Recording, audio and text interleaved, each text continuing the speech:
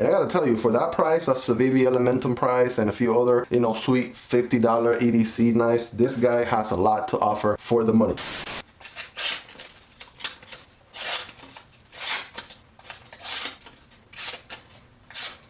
I actually got the green micarta with the black blade at some point, compared the two, and decided to keep this guy because I just like the aesthetics, the looks of this one, just a little bit more than the other one.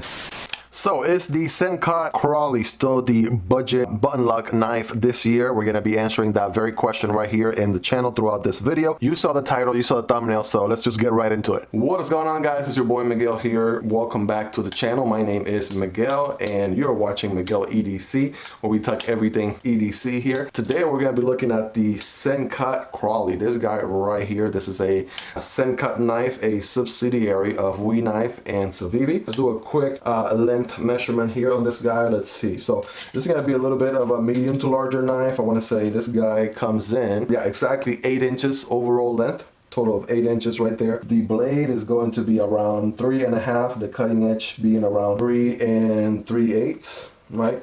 And the handle is going to be around 4.5 total length right there. So those are your basic measurements, right? We have a D2 blade on this guy, right? Got a D2 stonewash blade going on. We got the SENCUT logo right there on one end. It does say D2 right there on typical Civivi WeKnife SENCUT fashion. It is a stonewash finish, and the blade shape, this is a sort of like a clip point, drop point, very similar to the Reich P801, right? Check that out for a second, right? If that isn't pretty much the same blade shape, I don't know what is. So take a look at that. Also very comparable blade shape to the, I want to say, CJRB Pyrite. By the way, the reviews on both of these guys is live in the channel. So if you haven't checked that out, go ahead and check those videos next. The Reich P801 and the CJRB Pyrite. Got this guy in black micarta. There is a version with green micarta as well. There's a green natural jade version also, but I like mine with the black, right? So I like this aesthetics right here. I actually got the green micarta with the black blade at some point, compare the two, and decided to keep this guy because I just like the aesthetics, the looks of this one, just a little bit more than the other one. What do we got going on for the deployments on this guy? Well, it is a button lock, and it is one of the most fidgety button locks out there. We're going to get into that later in the video, right? But yeah, you got button deployment, right?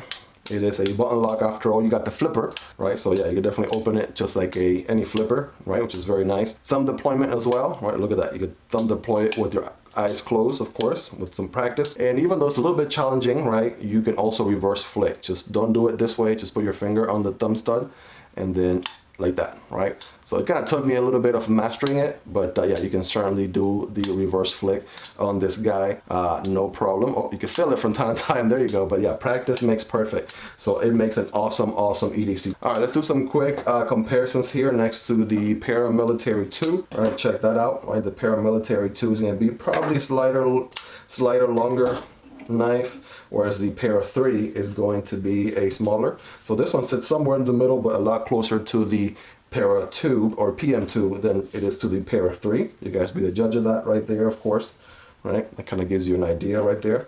Let's toss in the Spyderco Smock since we're here, right? Check that out. All right, probably around the same length. And I want to say the Smock is a long knife, right? But it's probably about the same length, right, as the Crowley right there.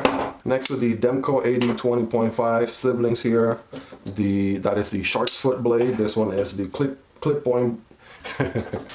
This one is the clip point blade right there, right? You guys be the judge of that. The Crowley is going to be a longer knife right there. I want to say the cutting edge is also going to be a much longer cutting edge even than the clip point blade on the Demko AD 20.5. So something to keep in mind there as well. Here it is next to the brother here, the SENCUT Sachse, also from SENCUT, of course. And let's throw in the CJRB once again, right, just for some quick comparisons. Typically I use the Sachse and the Crowley as some standard comparison knives in the channel. You've probably seen them before, but yeah, definitely a little bit longer than the Sachse and much longer than the Pyrite, no doubt about that. And last but not least, here's the Wrap Model 1 and here is the Wrap Model 2. Right, so I want to say if there's any knife that's going to come close to the Wrap Model 1 and how insanely large it is, is probably going to be the Crowley right there, right? The Crowley is definitely much closer to the Wrap Model 1 than it is to the Wrap Model 2, as you can clearly see right there. But yeah, that's just to say that the Wrap Model 1 is it's a huge knife, no doubt about that. But again, just some popular knives for some quick comparison, of course, just giving you an idea, right? Since we're here, let's do a quick carry profile here against the Wrap Model 2. So it's going to be a little bit thicker than the Wrap Model 2. All right, might be comparable to the Wrap Model 1, although I think the Wrap Model 1 is just a hair thicker. Compared to the brother here, the Sachse, they might be just about the same, right? Sachse and Crowley right there. Crowley on the left, Sachse on the right. Yeah, very comparable. The Demko AD 20.5, regardless of blade, is yeah, typically going to be a much slimmer knife. No doubt about that. Here's the Spyderco Smock, right? A little bit slimmer than the Crowley. The Para 3, right? Also a hair slimmer, the Para 3. And last but not least, here is the PM2, right? Very comparable to the PM2, although it does look a little bit thicker than the PM2. Next to the Reich P801, yeah, the Reich is going to be a much slimmer knife, no doubt about that. And in case you're wondering, right here it is next to the Pyrite, right? Still wider than the Pyrite, as you can clearly see. So what does it look like when it's folded, right? What does it look like in your pocket? Well, here is the Para 3 and the PM2, and both of these obviously are going to be much wider knives in the pocket because of the Spidey hole. And I want to say, yeah, lengthwise, the PM2 is going to be a little bit longer. The Para 3 might be the most comparable one as far as length, but both of these are going to be quite wider. If I substitute the Spyderco Smock in here for comparison purposes, yeah, it's very, very similar to the Crowley there, as you can see, about the thickness, the width of it right there. Next to the Demko brothers, there you go, quick glance. The Demko knives are obviously going to be a little bit thicker right there because of how much the blade sticks out from the handle, even when folded, right? They're going to be a little bit wider, no doubt about that. Next to the Sachse and the Pyrite, yep, definitely more comparable to the Pyrite because the Sachse, because of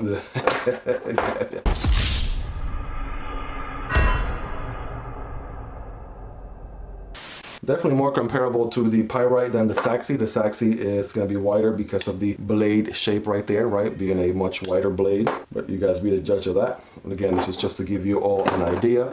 And last but not least, Wrap Model 1 and Wrap Model 2. Very close to the Wrap Model 2, whereas the Wrap Model 1 is going to be a thicker beast in a whole different category right there. So how's the action on this guy? Of course, it's going to be amazing action. This guy is on ball bearings, and the action there is going to be very, very sweet. Look at that blade drop, right? It's very drop shotty. Look at this.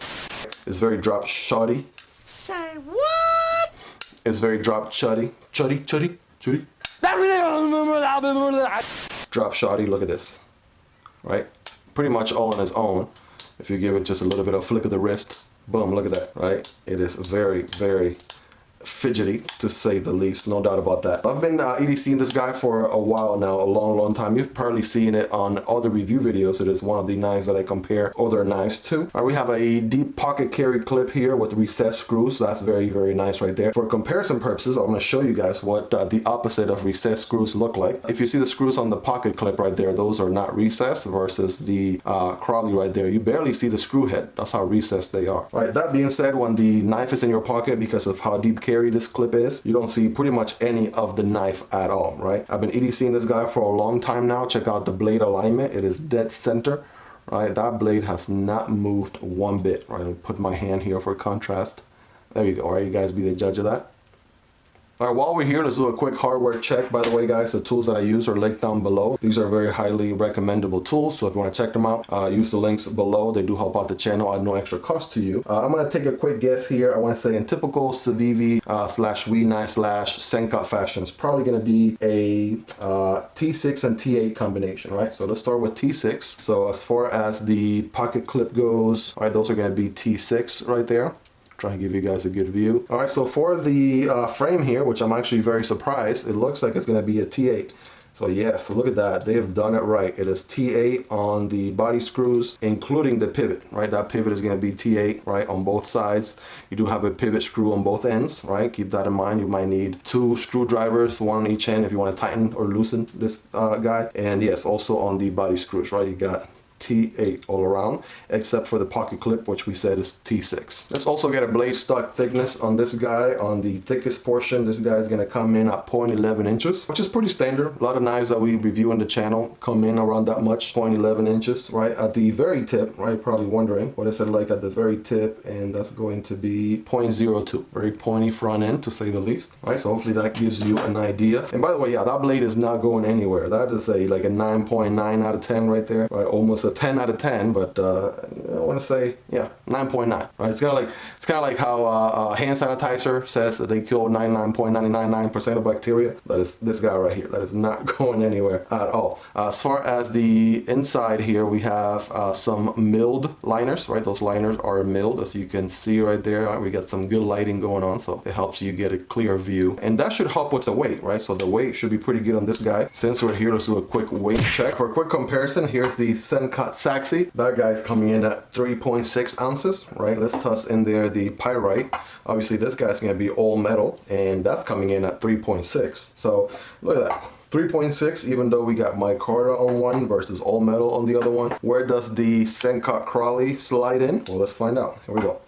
Right, 3.3, so even lighter than both the Pyrite and the Sachse. So let's talk, what has it been like EDC in this guy for the last couple of months? I gotta tell you, this guy is an awesome EDC. So the price, guys, check out the descriptions down below, right? Their affiliate links to help out the channel at no extra cost to you. This guy comes in at around $45 to $50, somewhere in that range. And I gotta tell you, for that price, that's Civivi Elementum price and a few other, sweet $50 EDC knives, this guy has a lot to offer for the money. First of all, it is a button lock, right? So unlike many other knives, which are simply, thumb deployment or simply flipper deployment, this guy has everything. You got 4 different deployment options right there at your disposal. Let's recap those really quick. You got the flipper, right? You got the button deployment, thumb stud, and the reverse flick as well. So as far as fidgetability, right, that's your word for the day, this guy has everything covered right there in every single front. So that is definitely something going for it. As far as the cutting, I mean, this guy is a very solid cutter. We're going to be doing the paper cutting test here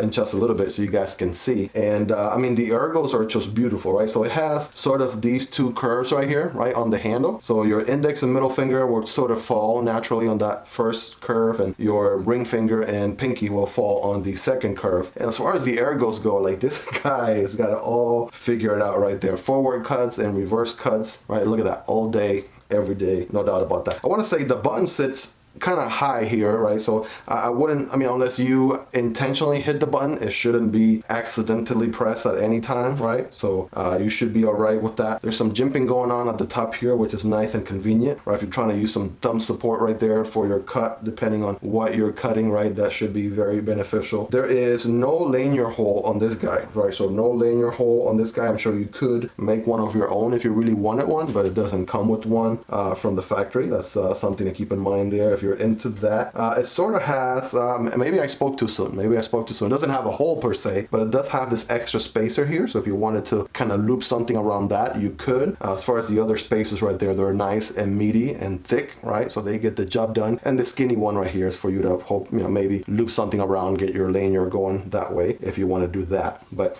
I mean, this guy is just an awesome EDC, no doubt about that. So as far as blade, what do we have? It is a stonewashed blade. Once again, it is a drop point blade right here. It is a D2, guys. So as far as budget goes, right, D2, you can't go wrong with it. Are there better steels out there? Yes, there are. But for the price, I mean, you're not really paying all that much, right? Typically for other steels, you will end up paying a lot more money. D2 is a rock solid budget option for this price range, right? So you really can't go wrong with it in any way, shape, or form. The blade is a stone wash, so it actually helps a lot with any marks or scratches or anything like that that your blade may get over time after being used, right, constantly. A stone wash finish is going to help hide a lot of those streaks and marks and scratches. So definitely makes this blade very nice being that way. This is also a flat grind. You can see there's a flat grind going on all the way from the very top right here all the way down to the cutting edge. You can kind of sort of see that right here as well. So flat grind all the way around. The handles are micarta handles, and I mean, I would prefer G10, me personally. I'm not necessarily the biggest fan of micarta. You know, they kind of give you the worn jeans sort of aesthetics feel to it. I would have liked this guy in an all metal, you know, stainless steel handle sort of finish. Maybe there are some aftermarket scales for this guy, which I'd definitely love to look into. But yeah, I would have preferred G10 over micarta. That's just personal preference. You know, the micarta gets the job done, right? It's nice and grippy, shouldn't be slippery in any way, shape, or form. I said this earlier, guys, but I'll say it again. The ball bearings on this guy are solid, right? So it is very drop chuddy right here, as you can see. It definitely opens, deploys, closes over and over and over again. The action on this guy is very duplicative. Duplicative, is that a word? I guess. The action on this guy is very, very consistent. Again, even after some hardcore use, it still deploys and closes, opens and closes as if it was the first day. Now, of course, you have to do the good old-fashioned paper cutting test, right? It wouldn't be a review video if we didn't do a paper cutting test. So here we go. Without further ado, guys, rate it in the comments, right? On a scale from 1 to 10, 10 being the sharpest. How sharp is this guy? How much of an edge has this guy retained? Here we go. All right, nice first cut right there. All right, nice second cut. Wow. All right. Boom. Wow. Let's say this guy has definitely retained an edge. No doubt about that. Look at that. A little bit of a tear there, depends on how the paper catches, but look at that.